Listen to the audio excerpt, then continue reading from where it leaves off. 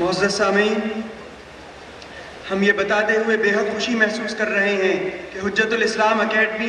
اپنے قیام کے پہلے ہی سال کی کارکردگی میں ان 6 اہم کتابوں کو منظر عام پر لا رہی ہے جو اکیڈمی کے فعال افراد کی محنت، لگن، انتھک کوشش اور شبانہ روز جدوجہد کا نتیجہ ہے۔ اس سے قبل کے اکیڈمی کی مطبوعات حیات طیب، عکس احمد، الشیخ مفتی محمد شفیع عثمانی، فقیحاً للنوازل والواقعات، اجتہاد اور تقلید مع جدید تخریج و تحقیق، العلوم وصل اسلام، human being a distinguished creature کی رونمائی عمل میں آئے۔ ان کتابوں کا مختصر تعارف آپ کے سامنے رکھتے ہیں تاکہ ان کا پس منظر ذہن میں رہے۔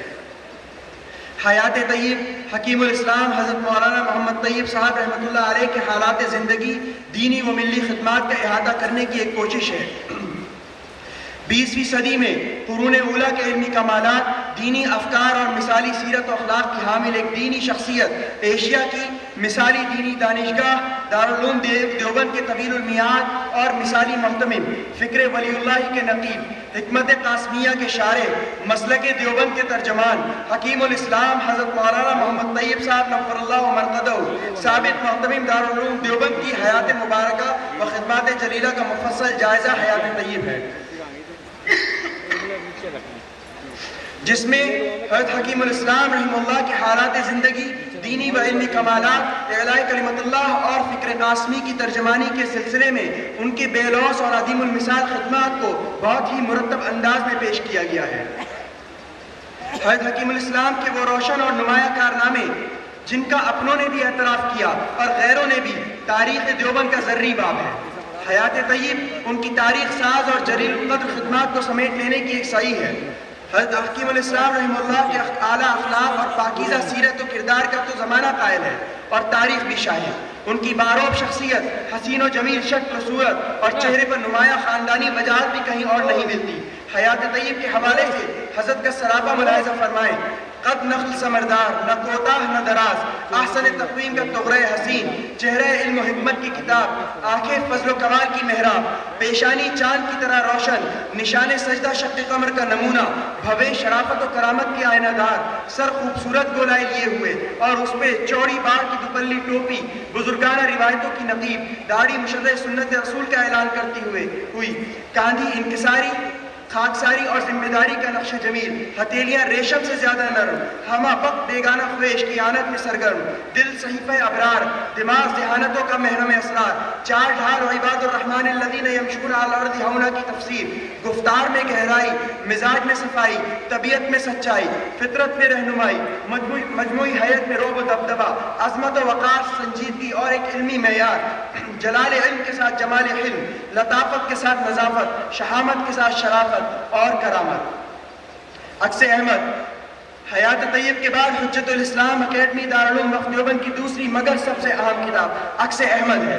عکس احمد اس عظیم المرتبہ شخصیت کا عکس جمیل ہے جس نے دارالعلوم دیوبند کے اہتمام و انتظام کے لیے اپنی زندگی کے 45 سال وقف کر دیے تھے۔ یہ کتاب اس جلیل القدر ہستی کے روشن نقوش سے منور ہے جو تقریباً نصف صدی تک چمن دارالعلوم کو اپنی خوشبو اخلاص سے ترویج کرتی رہی۔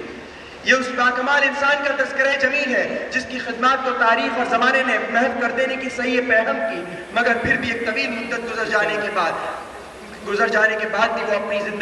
زندگی کا احساس دلاتا رہا۔ فخر الاسلام حضرت مولانا محمد احمد صاحب محتمم دارالعلوم دیوبند کی وقیر دینی خدمات، اعلیٰ سیرت و اخلاق اور علمی کمالات کا احاطہ کرنے کی کوشش کا نام عکس احمد ہے۔ عکس احمد کی شکل میں آپ کے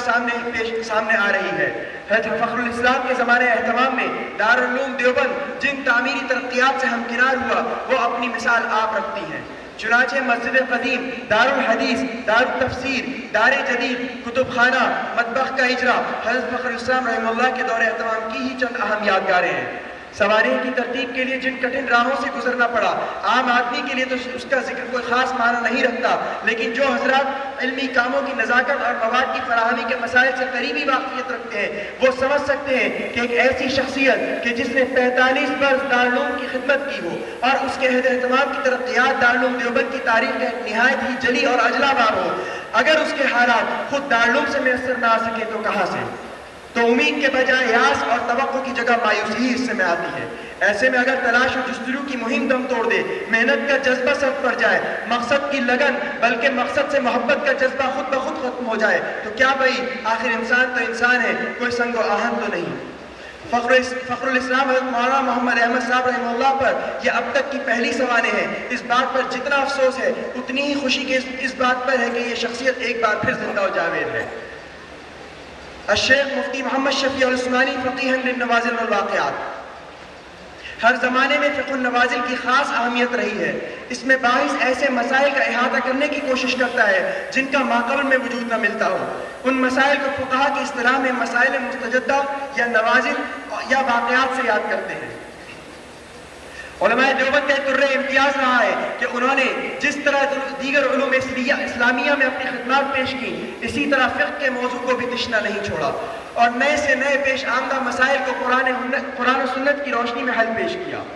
فقہ النوازل کے حوالے سے جو عظیم خدمات حضرت مولانا مفتی محمد شفیع عثمانی صاحب رحمۃ اللہ علیہ نے پیش کی، وہ تاریخ علماء دیوبند کا ایک روشن باب ہے اور ان کا ایک امتیازی مقام ہے۔ چنانچہ مولانا مفتی شفیع عثمانی صاحب نے مسائل مستجدہ کے حل اور تدارک کے لیے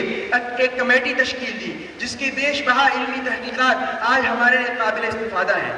یہ کتاب در حقیقت احقر کا مقالہ تخصص ہے جو احقر نے اسلامک انٹرنیشنل یونیورسٹی ملیشیا میں درجہ ماجسٹر کے حصول کے لیے پیش کیا تھا، جو یہاں موجود اسلامک انٹرنیشنل یونیورسٹی ملیشیا کے مایہ ناز استاد حدیث حضرت مولانا ڈاکٹر محمد ابواللیث صاحب خیر آبادی کے اشراف اور نگرانی میں مکمل ہوا۔ احقر نے اس کتاب میں ایک کوشش کی ہے کہ حضرت مولانا مفتی محمد شفیع عثمانی صاحب رحمۃ اللہ علیہ کی فقہ النوازل کی باب میں گراں قدر خدمات کا جائزہ پیش کرے اور مفتی صاحب کے فقہ النوازل اور دیگر مسائل منصوص علیہ پر گفتگو کرے۔ امید کہ کتاب عالم عرب میں علماء دیوبند کی فقہی خدمات کو متعارف کرانے میں معین و مددگار ثابت ہوگی۔ العلوم والاسلام، اسلام اور سائنس حضرت کی مشہور کتاب، یہ اس کا عربی ترجمہ ہے۔ حکیم الاسلام حضرت مولانا محمد طیب صاحب نفر اللہ مرقدہ کتاب اسلام اور سائنس کا عربی ترجمہ۔ اسلام اور سائنس دراصل یہ کوئی کتاب نہیں تھی، در حقیقت یہ ایک محاضرہ ہے جو حضرت حکیم الاسلام نے 7 اگست سن 1938 میں علی گڑھ مسلم یونیورسٹی کے اساتذہ و طلباء کو اردو زبان میں کیا تھا۔ پھر اس محاضرے نے ایک معرفت العالی کتاب کی شکل اختیار کر لی اور مسلسل چھپتی چلی گئی۔ مولانا شبیر احمد عثمانی رحمہ اللہ نے اس کتاب کے حوالے سے رقم تراز ہے، یوں تو اسلام اور سائنس کے موضوع پر مختلف مذاہب کے لوگ سینکڑوں مضامین لکھ چکے ہیں اور لکھتے رہیں گے، مگر یہ مضمون اپنی نوعیت میں نرالا ہے، جس سے اندازہ ہوتا ہے کہ صاحب مضمون حجت الاسلام حضرت مولانا محمد قاسم صاحب نانوتوی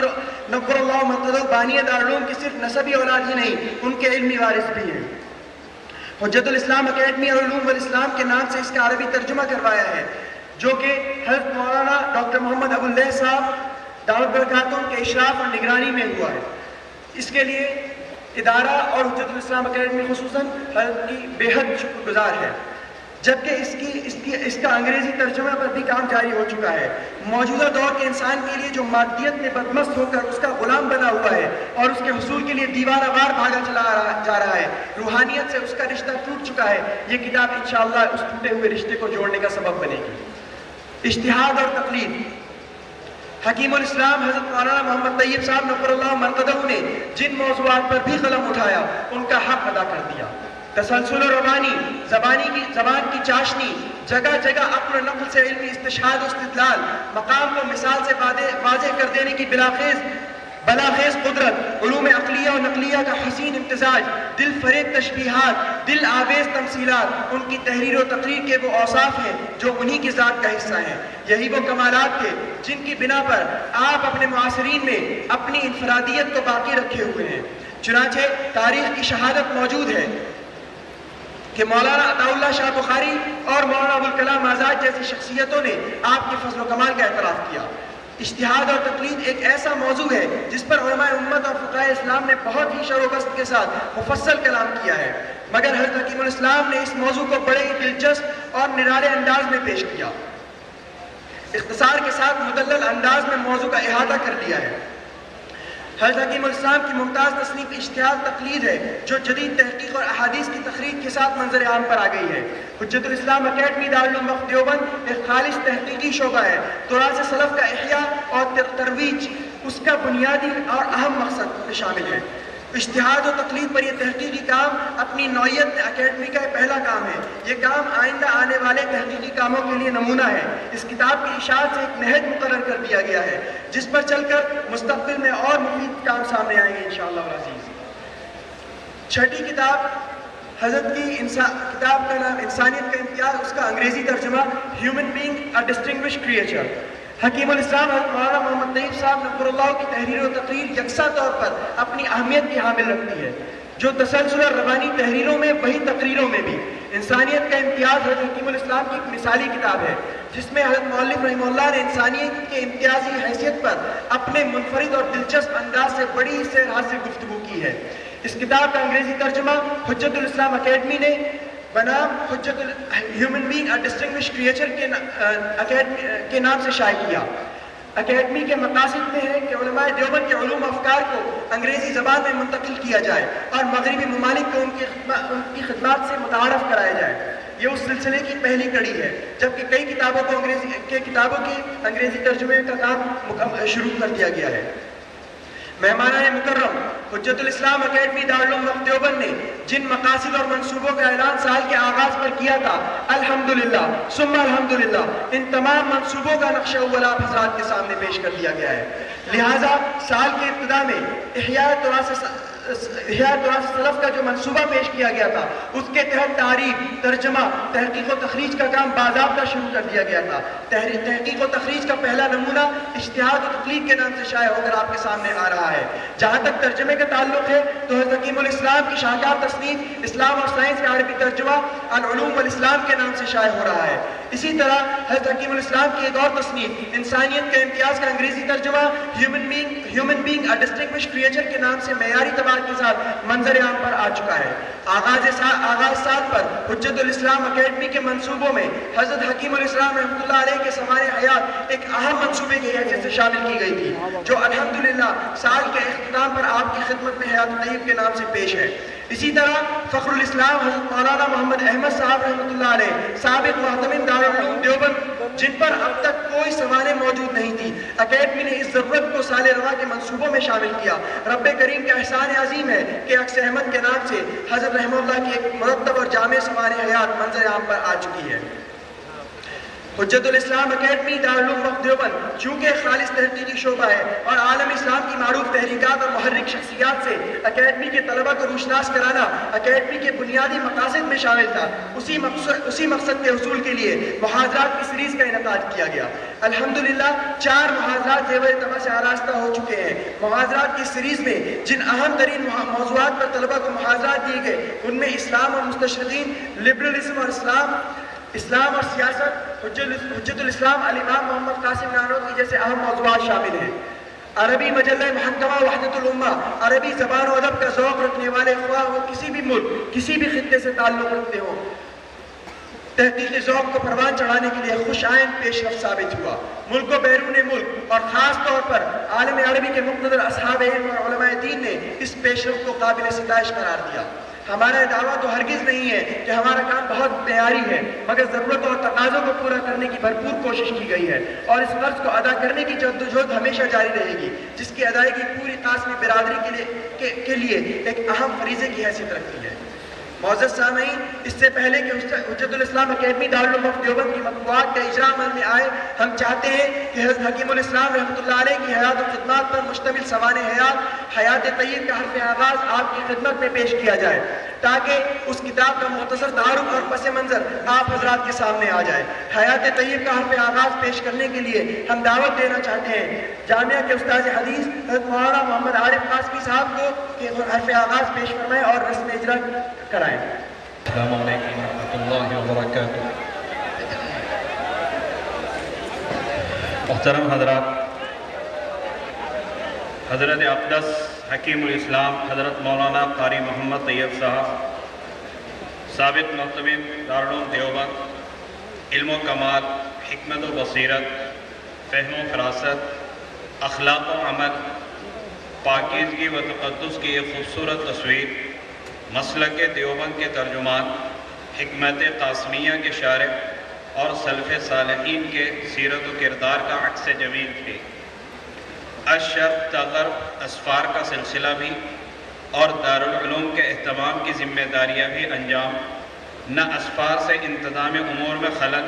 نہ انتظام امور دیگر مصروفیات سے متاثر، ہر موضوع پر معرکۃ الآراء تصانیف کا ایک خزانہ عامرہ، ہر عنوان پر مواعظ و خطابات کا ایک بیش بہا ذخیرہ، درسگاہ ہو یا خانقاہ، مجلس ہو یا جلسہ، تحریر ہو یا تقریر، ہر جگہ دارالعلوم کا تعارف، مسلک کی ترجمانی، اکابر دیوبند کا تذکرہ، علم اور علماء کی باتیں، کتابوں کا ذکر، احیاء دین کی فکر، معمولی بات کو اتنے حسین پیرائے میں ادا کرتے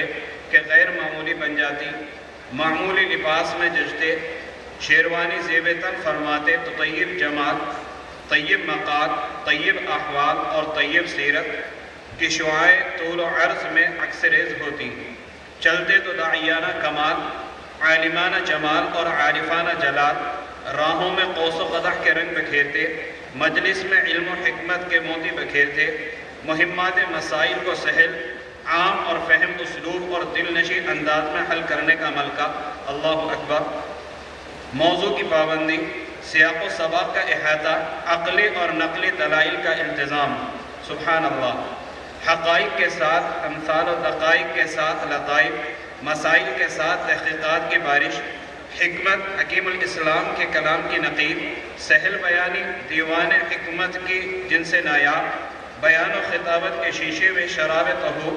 الفاظ کو خاتم کلام پر نگینہ بنا کر جڑ دینے کا ہنر، لب و لہجے میں مٹھاس، تسلسل کے ساتھ ٹھہراؤ، جماؤ، استقامت، دماغ مضامین ڈھالنے کی خدائی مشین، جس طرح بولنا چاہتے پوری قدرت لب کشا ہوتے تو موج رواں، خاموش ہوتے تو بحر بے قرار، جو کچھ کہتے خون جگر سے گزار کر کہتے، پورے اعتماد، یقین اور بصیرت کے ساتھ بولتے، مشترک مضامین کو اپنی طرح سوچتے، اپنے انداز سے کہتے، اپنی وضع سے برتتے، طرز بیان کے تاجدار، خطابت کی روایتی اچھل کود سے دور، تصنع کاریوں سے ناآشنا، لہجے کی مقناطیسیت، زبان کی شیرینیت، گفتار کی حلاوت میں بڑے سے بڑا آپریشن اور بڑی سے بڑی صداقت کا اظہار، مثبت اور تعمیری انداز میں بات کیسے کہی جاتی ہے، حکیم الاسلام اس فن کے امام، علم بحر بے قرار اور قوت حافظہ، وسعت مطالعہ حیرت انگیز، باختصاص اساتذہ و شیوخ کا فیضان مستداد اور علوم قاسمیہ کا اضافہ نور علی نور، بولتے ہوئے جملہ الوان دل و دماغ پر عکس، تقریر عالمانہ، حکیمانہ، محققانہ،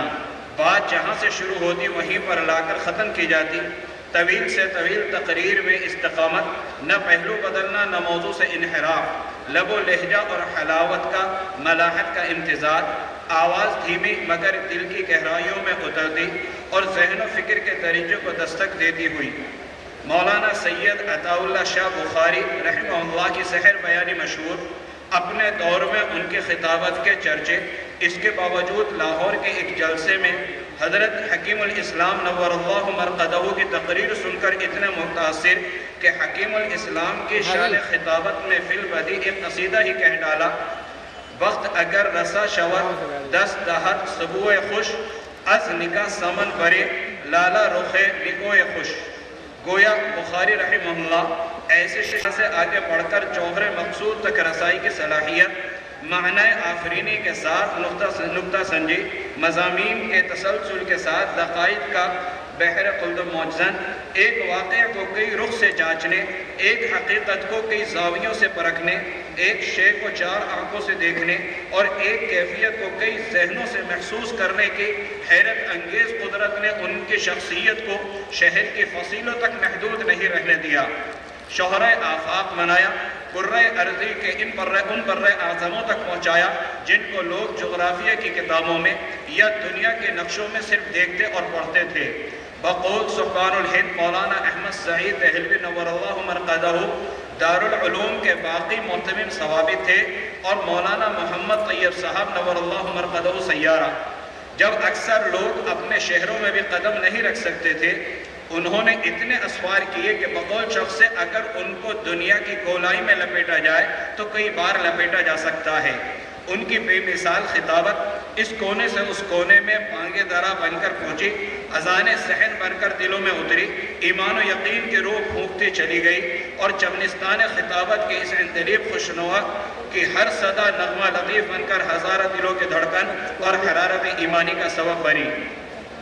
لاریب کے حکیم الاسلام نور اللہ مرقدہ نے نئے افکار، نئے عنوانات، نئے مضامین کے فلک پوس نظرے تک رسائی کو ممکن بنایا۔ ان کے افکار تازہ ہوا کے جھونکوں کے مانند، تو ان کے نظریات 14ویں شب کی چاندنی میں ڈھلے اور دھلے ہوئے، خوش دماغ، خوش فکر، تحریر شگفتہ و دلکش، مضامین عالی، انداز مثالی، اسلوب منفرد اور نتائج اخذ کرنے کا حیرت انگیز طریقہ،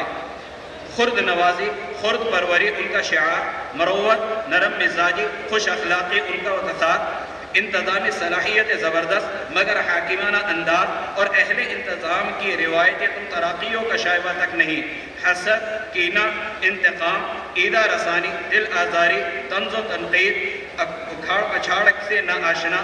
اور فساد سے قطعا ناواقف، المؤمن غر کریم کے پیکر، اہل الجنت اہل بہلون کی تصویر، معصومیت اور سادگی کی تفسیر، رہن سہن نشست برخاست، خرد و نوش برتاؤ، گفتگو معاملات اور طرز زندگی، وما انا من المتکلفین کی حسین تعبیر، معمولات کی پابندی، زبان پر ذکر، دل میں فکر، سیرت و سراپا میں اتباع سنت کی جھلکیاں، رفتار، گفتار، عبادات، عادات، معاملات، اخلاقیات سب میں نظر آتی۔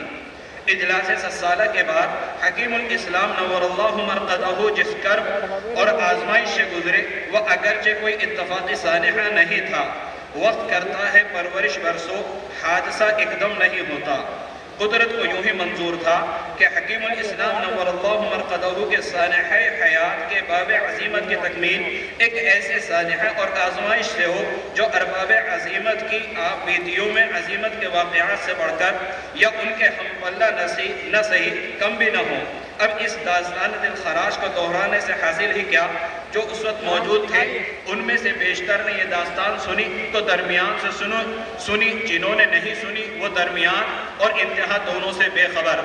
سنی حکایت ہستی تو درمیان سے سنی، نہ ابتدا کی خبر نہ انتہا معلوم۔